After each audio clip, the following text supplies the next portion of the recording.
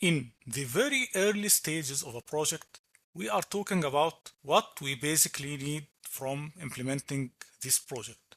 So, what are the pieces of equipment we need? Here we are still in the conceptual design phase. This is because the PFD isn't settled yet, and it's subject to lots of modification and changes. We may need to add or remove a whole equipment or a whole unit even and totally modify the heat and mass balance. Having the P&ID details at this point in the project wouldn't be very beneficial since it could cause lots of rework and time waste due to all these changes and because nothing is yet settled. But if we were to make the P&ID at this point, it would include the most basic details such as general equipment arrangement or main lines or instruments. In this phase, we are more concerned with a very preliminary budget estimation, which shall depend on a preliminary equipment sizing, and piping and instrumentation bulk shall be roughly estimated as a portion of the total project cost, maybe around 30%, for example, of the project cost. If the P&ID was issued during this phase, this can be called a preliminary issue. Now, after passing the conceptual design phase, we shall start the basic engineering phase. In this phase, the PFD scheme will have a higher level of accuracy. Based on this, we can start preparing our sizing activities and consequently start drawing our P&IDs.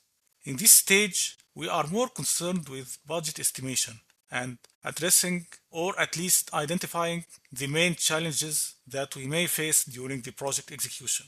So on the P&ID, we shall consider adding the pipe size for main lines and adding the instruments that we need to monitor the plant performance, add the equipment isolation and drainage requirements, which means that most valves, blinds, and main fittings are shown. We shall consider the details of the control loop, and we shall consider the safety and shutdown actions, the pressure safety valves, and so on. These details are given to start carrying out the material take-off preparation activities, instrument indexing, determining control and shutdown safety requirements, and main structural requirements. This shall provide a much clearer picture of how this project shall look like.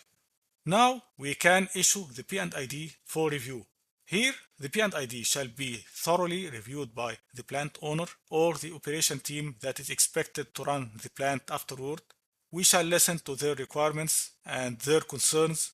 We shall discuss them with our client and implement our agreements. Based on these agreements or requirements, we may need to update the P&ID to reflect them, which shall give the P&ID a higher level of accuracy. Now, the P&ID can be issued for FEED. Remember, FEED is the abbreviation of Front-End Engineering Design. So this is the end of the FEED phase. This can be the final issue, and if there are minor modifications, the P&ID can be reissued. Still, there can be some hold points or outstanding issues that need further investigation, whether by a specific vendor or by the engineering section, but these can be tolerated in this phase. Now that we have completed the FEED or basic engineering phase, we can move on to the next step, which is the detailed engineering.